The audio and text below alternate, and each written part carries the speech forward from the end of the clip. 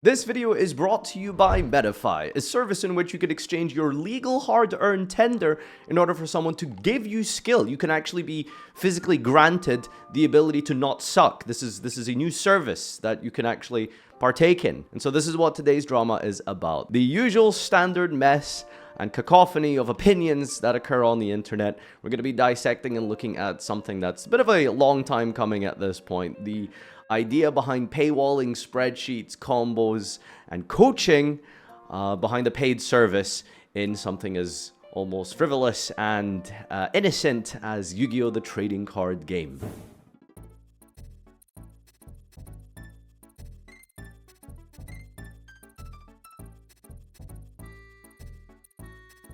Pack launches the Malice spreadsheet. Alliance Insight is coming out in a couple of weeks, and those of you who are interested in taking part in the national season, the WCQ qualifiers, and of course the actual nation nationals type of thing that exists in the European continent. Metaphy is a website in where you can hire someone to train you in whatever online video game that might exist that you have an interest in. There's Overwatch, there's Fortnite, there's Valorant, Pokemon, Magic the Gathering, pretty much anything somewhat relatively competitive has a service here where you can find and hire top players that are offering full-time coaching, one-on-one services, classrooms, lectures, all sorts of different benefits and stuff depending on what tier of payment you're willing to purchase. So I guess just first of all, to give you an introduction to what that is, it's something that isn't very new. This is something that's been around for a while, but naturally the Yu-Gi-Oh community seems to have this thing where it kind of lags behind on some stuff, and the drama sort of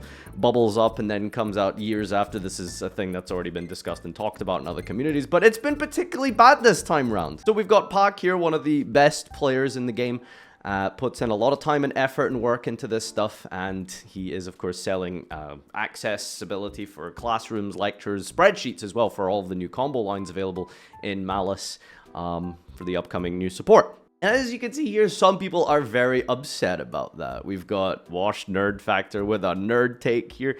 Excuse me, what the fuck? Become a supporter of The Classroom. It's a $35 one-time purchase that take you beyond the guide. I guess you get like a spreadsheet for this payment of a one-off payment of $35, maybe a lecture or something involved with this. There's even $200 a month. $200 per month you can pay to become a member of The Classroom. That sounds pretty exorbitant. Exorbitant?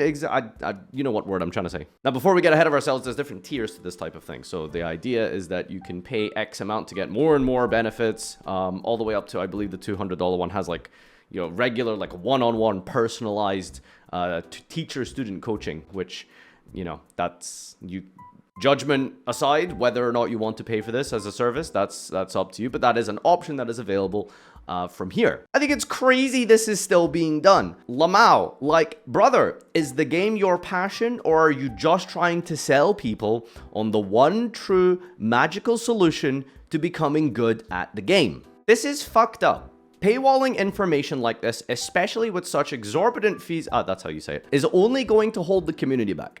It puts anyone else that may want to make freely available spreadsheets with these combos in an awkward position. Genuinely despise locking spreadsheets behind the paywall. I mean, I guess you can sort of understand the negativity behind this. Arashel brings up the point, well, are we doing this because we like Yu-Gi-Oh, or are we doing this because we just want to make a buck here?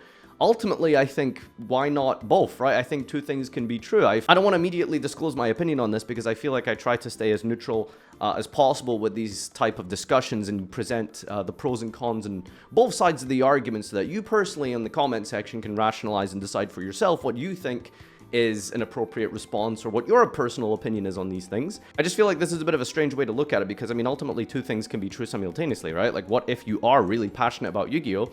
And because you're so passionate and because you're so good at the game, why not monetize something you're good at? I mean, ultimately, that's kind of what I kind of perceive my own career to be. Like, I'm very passionate about Yu-Gi-Oh! I'm so passionate that I've also monetized it to be able to maintain my livelihood. I think two things can be true at the same time. So as a skillful player, and people who regularly come up to this skillful player and ask them for tips and advice, I mean, there comes a point where there's so many people coming up to you and ask you for tips and advice, it's like, well, I mean, why not make it a paid service? I feel like it's kind of a win-win, other than the fact that you have to pay money for it, but I guess that really begs the question of what does it mean to monetize something from a moral standpoint, and what things should and shouldn't be monetized. Everything is political. Everything comes down to capitalism, I know, but that's not what today's video is about, so let's move on before we get too deep into that little can of worms. Now, I feel like the paywalling information type of thing is, first of all, for better or for worse, this isn't something that is unique. This is something that has happened for years now across multiple games, as you've saw in some of the examples. So this is the Pokemon section of, I suppose, Metaphy, where you can just scroll down here. Some of you invested in Pokemon might know some of these people.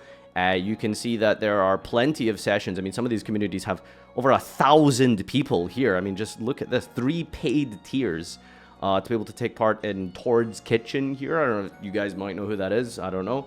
But there's plenty of people offering paid services to be able to level up your skills and abilities and technique in Pokemon TCG. So again, I think the point about me mentioning earlier where Yugioh sort of lags behind this type of thing is not unique. It's not new. This is definitely something that has existed for a while. I think the important matter of fact here is that if there exists a service in which there is demand for said service, then that by in and of itself justifies its existence. Whilst I don't like spreadsheet culture and things being behind the paywall, I can totally understand that they ask money for a service. They have done it in their free time to make others save time and probably nerves. If you think you can do it better or as good as they do, then you can just do it yourself. It is simple as that. Because it's Yu-Gi-Oh combos, it doesn't mean there wasn't a lot of work involved. If I'm doing something to help others and I can monetize it, why not? And I suppose that's like the most important thing here.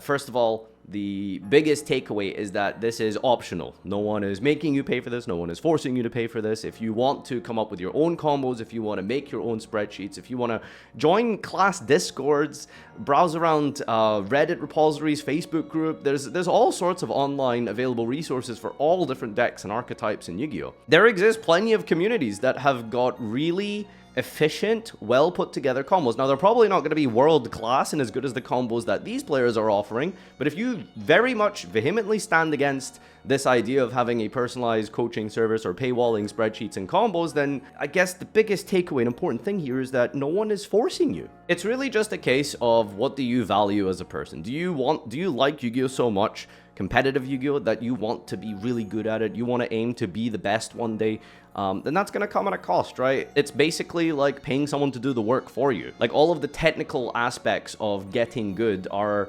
kind of sort of already pre-programmed and completed by these players, right? They've done the combos, they've done the theory, and so it's presented to you for you to then use as a springboard to up your game to try and becoming the best or something. Like that's a service that I feel like is justifiable. If you want to purchase an instrument and learn how to play a guitar, you can go and buy a guitar for like secondhand $50 or something and just learn the basics by yourself. But you can also just get a teacher to skip all of the process of learning everything from scratch. If you want to buy a guitar and follow free YouTube tutorials and free online vlogs or something like that to be able to learn how to play the guitar, you can. It probably won't be as efficient as a virtuoso one-on-one coaching session with a professional guitar player, but it can work. And you also have the option to pay for a teacher if you like. I kind of don't really see the difference in the parallels here, right? Like, it really does feel like if you want to get a teacher, you can. If you don't want to, you can do it yourself or use other resources available and accessible to you. All of this to say, I'm not really sure what the drama is here, because this is basically my take. This is not for me. I don't consume this kind of content, and I would never use this service. But there are people who really want to get good at something and are willing to get trained to be the best, even if there is plenty of resources out there. I just don't see the issue. It's optional. No one's forcing you. But I guess in some ways it is sort of sad in a way that we live in a society where you have to pay for things and everything costs money. That's an excerpt from the Communist Manifesto, by the way. Make sure you comment, like, and subscribe for more excerpts on political discourse. Feel free to hit that like button, etc. Thanks everyone for tuning in. Let me know what you think down below about this new trend that's sort of been surfacing over the last couple of months that people have slowly been getting angry about, but also not angry about, but also kind of like weirded out by, but it's also kind of already been there, but now it's also being annoying. Let me know down in the comment section below. Thanks everyone for tuning in, and until next time, adios. If there are enough people who want to pay money to watch a clown dunk their face into a pie for 1 hour straight in a paywalled live stream service, provided that there's enough people who are willing to pay for that and the clown is willing to do that, then Who are you to interject? Right? That's a fucking terrible analogy. What am I talking about?